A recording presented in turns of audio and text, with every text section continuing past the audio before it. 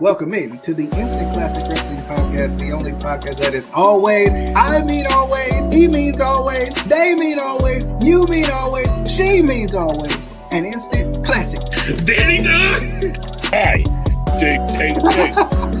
We'll see you on the flippity dippity. Oh yeah.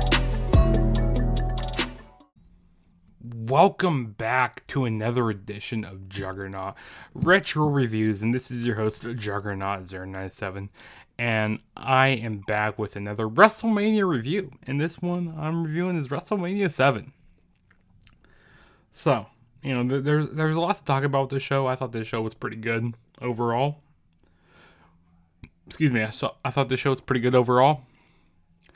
During this time, America was in a war against, Saddam Hussein, and, Saddam Hussein invaded Kuwait in the Persian Gulf War. So, U.S. was a part of that.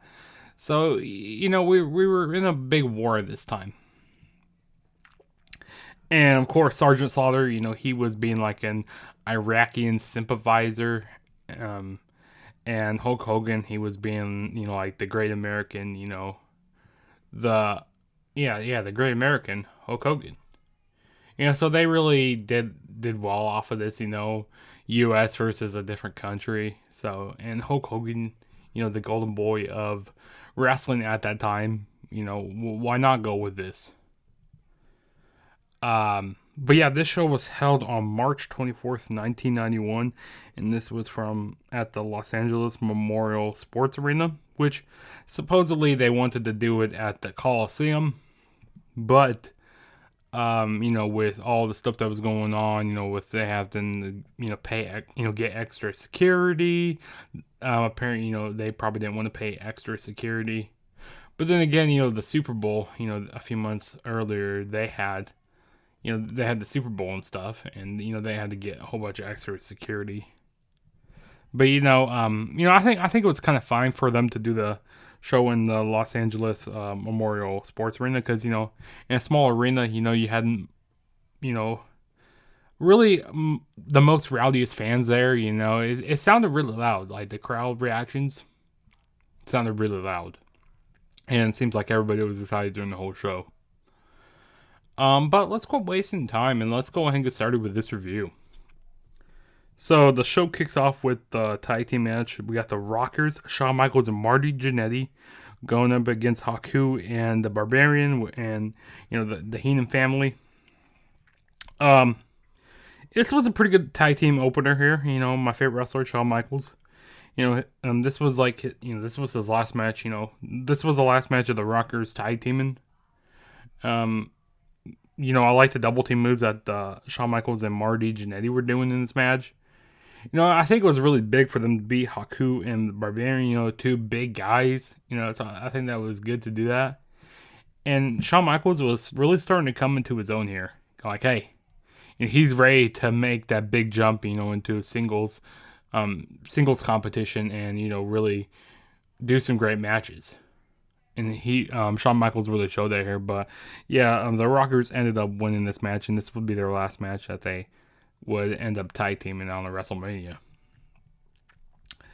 And then the next match we had was a Texas Tornado going up against Dino Bravo, and Jimmy Hart was in the corner of Dino Bravo. This was kind of towards the tail end of Dino Bravo's career in WWE, towards the tail end. And, the Texas Tornado, which is Kerry Von Erich. Yeah, this match was really nothing. I mean, Kerry Von Erich won the match, Texas Tornado won in a really, really short match. Like a lot of these early WrestleManias, they had a lot of pointless, meaningless matches. But then, you had some really great matches sprinkled in on here. And this was the case right here. This match was really pointless to me. I didn't really care about it. So, yeah. We're going to move on to the next match. Which it was actually surprising. We had the British Bulldog going up against the Warlord. This match actually over-exceeded my expectations. Because two big guys at this time, I didn't really expect them to be doing, a whole lot. But, it was pretty good for what it was. the Warlord, he was, saying that nobody could break out of his, not the Master Lock, but the, not the crossface, the full Nelson. Nobody could get out of the full Nelson, but, the British Bulldog, well, he ended up breaking out of the full Nelson in this match. It was a solid match, some pretty good reversals in this match. These guys really meshed well together. I thought it was a pretty good match, overexceeded my expectations. But the British Bulldog did end up winning this match, and I always kind of been a big fan of the British Bulldog, and I thought it was good that he got the win here. And then the next match we had was the WWF Tag Team Championships on the line.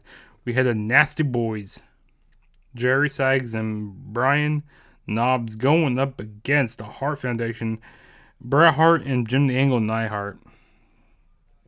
I thought this was a really good match here, and another solid match.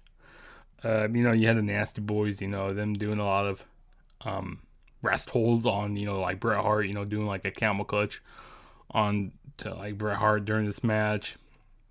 The crowd was so behind the Hart Foundation here. Even the character who played, who was in Home Alone, he was at the show. He had a lot of big celebrities at the show. A lot of big celebrities. No, but I thought this was a decent match here.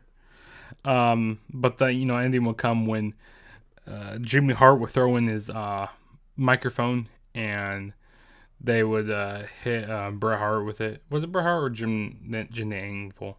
I can't remember. But either way, the Nasty Boys won this match. In heelish fashion. Then they wanted, to start breaking up the, Hart Foundation. They wanted to have Bret Hart, starting to do his like solo matches and, become a solo wrestler. Go into singles competition. Because, he was really showing some really good stuff right here in this match.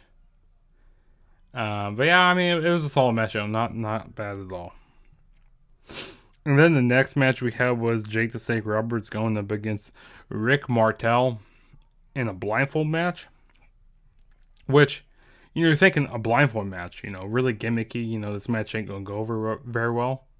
But I thought this match was actually pretty decent for what it was.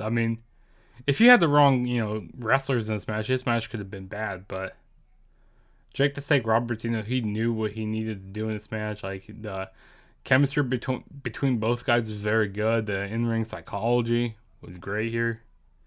And I feel like, Jake the Snake Roberts was the right guy. Because, like, leading up to this match, it was like on the Brother Love show. Rick Martel, he had this, like, cologne, and he called it arrogance. And he sprayed it in the eyes of Jake Roberts. And Jake Roberts, got his eyes got injured. He had to put stuff over his eyes, and his eyes looked really weird, leading up to the show. And that's how it became a blindfold match. Like I said, the crowd really helped Jake Roberts out a lot in this match. Trying to like lead which way Rick Martel was, or like lead the way to Rick Martel. But in the end, Jake the Snake Roberts instead ended up hitting the DDT onto Rick Martel, and Jake the Snake Roberts won. But like I said, if there was like not the right wrestlers in this match could have been a complete disaster, but it was good. And then the next match we had was, this is a very memorable match on here. We had the Undertaker going up against Jimmy Snuka, which the match quality wasn't there, but, as regards to, with the Undertaker, the Undertaker going to the Hall of Fame this weekend. It's going to be cool. But yeah, this really kicked off the Undertaker's undefeated streak. And also the presence that Undertaker came out with, like there's a lot of kids in the crowd that were afraid of the Undertaker. Because he was a scary presence, He a guy who doesn't talk very much, he comes out to creepy music, and you got Paul Bearer. He's also creepy. It just worked very well. Like I said, the match wasn't really anything special, but the presence of the Undertaker, he was just a great character, and that's why it got over. It really got over. That's why he was undefeated for so long, because his character got over, and he was that good. Now, the only reason why they were going to make Undertaker lose if it was going to be to some, like, a really big name. So, because I don't think at this time they were going like, oh yeah, let's keep this guy undefeated for so many years, like 30 something years, let's keep him undefeated. No, they weren't thinking of it at that this time. But it's great what it turned out to. Hindsight's 2020. But yeah, Undertaker beat Jimmy Snuka here. All right, man, good match. And then next we had was a retirement match. We had the Ultimate Warrior going up against Randy Savage. And Randy Savage had Queen Sherry in the corner. This is probably one of the best WrestleMania matches. Outside of like a WWF Championship match or WWE Championship match, this is one of the best WrestleMania matches. Really good stuff here. These guys have really good chemistry. And, I kind of like the build up to this. With Ultimate Warrior not wanting to give Randy Savage the title match at Mania, but then Randy Savage, did whatever he did. To get this match here against Ultimate Warrior, costing him the title and all that. They were saying, maybe if it was, Ultimate Warrior still having the title, him and the main event, maybe the show could have got more pay-per-view buys. And maybe would have sold even more tickets. But like I said, this was a really good match here. Ultimate Warrior would end up winning this match. You had a lot of, not Ultimate Warrior. You had a lot of Randy Savage, hitting a whole bunch of elbow drops. He had like 5 elbow drops in a row. And then, Warrior kicked out of that. Ultimate Warrior was hitting a whole bunch of shoulder tackles in this match. You even had Randy Savage kick out of the splash that Ultimate Warrior does. That was the way WrestleMania 6 ended. With Ultimate Warrior winning with the splash. So they were all they're both kicking out of each person's big move. But yeah, the end will come when the Ultimate Warrior won. And then after that, we had Queen Sherry attack Randy Savage. I love the ending, especially here. A great WrestleMania moment here. But Queen Sherry started attacking Randy Savage, and then Miss Elizabeth jumped over the barricade and, came out to save Randy Savage. And you saw Randy Savage and Miss Elizabeth get back together. Randy Savage put Miss Elizabeth on the shoulders, and it was just a sweet moment here, just a really sweet moment. And he was gonna go away for a while, but of course, they did a whole wedding ceremony between Savage and Miss Elizabeth. So I think it was really right here, and showing the crowd reactions. He had grown women, crying, having like not just shedding a few tears. They literally were bawling. It was crazy. You had so many tears coming down from these women's eyes and stuff. This was a really emotional moment here, which it was great to see. Really great WrestleMania moment when Randy Savage got back with Miss Elizabeth here. And then the next match we had was, I'm gonna botch his name. Tenron. That's a terrible name. We had these, I think they're Japanese guys, going up against Demolition, Smash, and Crash. I don't even know how to pronounce their names. Tenrani. I don't even know. But they ended up winning the match. Sorry with the bad botching of these names here. Yeah, I didn't really care about this match, to be honest with you. So, yeah, let's go on to the next match. Next match we had was the Big Boss Man going up against Mr. Perfect for the WWF Intercontinental Championship.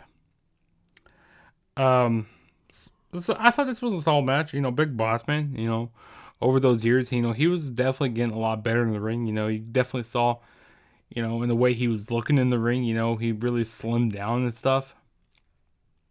But I didn't really think he was, really IC material. Mr. Perfect, he's definitely IC material. Like, Shawn Michaels is definitely IC material. But Big Boss Man, I didn't think he was really IC material here. But the match ended in a disqualification. You know, Andre the Giant came out and he tried being a Mr. Perfect, you know, with the belt. Even saw the Heenan family come out. Haku and, you know, the Barbarian, they came out to beat up on Big Boss Man, and that, you know, that's how the match ended in a DQ. Like I said, you know, they were doing some like really good stuff here. I mean, and Big Boss Man, you know, he was doing some pretty decent, you know, pretty good reversals to like the Perfect Plex. You know, even rolled it up into like a small package at one point. So, I mean, Mr. Perfect, you know, he was taking a lot of bumps for Big Boss Man, which you saw like I said, you saw Big Boss Man really improving in the ring here. So, I thought this was a solid match. And then the next match we had was Earthquake going up against Greg Valentine. Yeah, this was, you know, literally a squash here. I mean, Greg Valentine, you know, he had some advantage a little bit, but then Earthquake, you know, he just basically sat on him, you know, did a splash. 1, 2, 3. Earthquake won. Nothing special. And then next match we had was this. Now, this was a really big squash. You know, this is kind of where the show kind of took a little dip. You go like, oh man, maybe this WrestleMania might not be as good. But we had Legion of Doom, Hawk and Animal going up against Power and Glory, Paul, Roma, and Hercules. Yeah, this match was like only 59 seconds.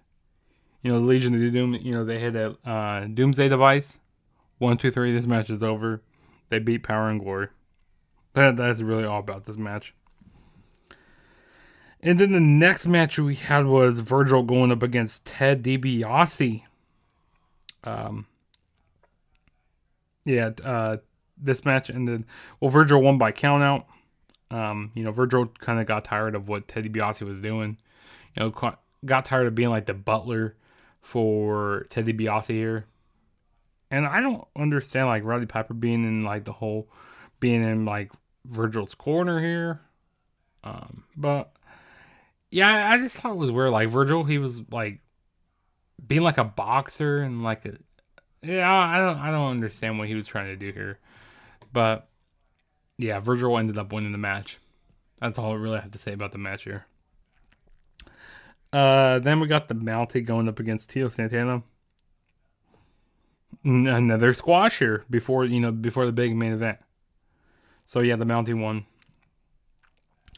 And then next we have is the WWF Championship match. We had Hulk Hogan going up against Sergeant Slaughter for the WWF Championship.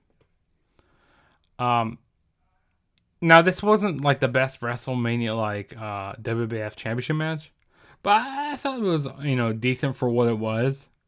You know, you had the Iraqi sympathizer, you know, Sergeant Slaughter, and also General Annan was in the corner of Sergeant Slaughter. You know, we had Sergeant Slaughter beating up Hulk Hogan a lot in this match. We even saw some blood in this match. You know, the last WrestleMania I reviewed, WrestleMania 2, you know, a Hogan bled against King Kong Bundy in that steel cage match. So, you know, we had some blood in here. You know, Hogan got beat down a lot in this match. And also, Sergeant Slaughter, you know, he was getting some pretty big heat on him. And, you know, even when he brought in the, you know, Iran flag or Iraqi flag, or I can't remember. He brought in the flag and put it over Hogan. Dude, that got so much heat on Sergeant Slaughter. And then Hogan just powering up, got no, he just powered up and he, you know, did his punches. You know, hit him with the big boot, hit him with the boot, hit him with the leg drop. 1, 2, 3, new WWF champion. And I love how Gorilla Sound commentary said, you know, the war is over. You know, we got a new WWF champion. The war is over. You know, everybody can rest now. Everybody can be happy. It's over. We got Hulk Hogan. You know, the American. We got the great American Hulk Hogan. You know, I'm about to say all American, but that's Jack Swagger. You know, got the real American Hulk Hogan winning the WWF Championship, if I can talk right now. Solid match. I mean, this was a solid match. You know, send the crowd home happy. And I thought this WrestleMania was a success. You know, it's better than the first couple Manias, better than WrestleMania 1 that I reviewed, and better than WrestleMania 2. You just had a lot of storyline driven stuff here. Especially with the main event here with Sergeant Slaughter. You know, I feel like the only reason why they put the title on him is to take advantage, basically have like a character like Sergeant Slaughter. So that's really why. He was just playing his character, and that they got like, hey, let's just give him the title until he could drop it to Hulk Hogan. That's the reason why they gave Sergeant Slaughter the title. To get all that heat on him. To take advantage of that. But yeah, that was my WrestleMania 7 review. If this is your first time ever checking out my channel, please smash that subscribe button. That would really help me out a lot. Also, go follow me on all my social media platforms. Go follow me on Twitter at TheTrueJSB. Go follow me on Instagram, TheTrueJSB. Also, go subscribe to the Instant Classic Wrestling Podcast. The only podcast that is always, and I mean always, an instant classic. And also, go subscribe to the TAG Podcast. That link will be down in the description below. And also, if you want to check out my past WrestleMania reviews, go down in the description below. All of them are there. You can check out all the playlist to every WrestleMania. And I'm probably going to be doing a few more Manias before Mania 38. So just stay tuned for those. And this is your boy Juggernaut saying peace out. And I'll catch you guys in my next video.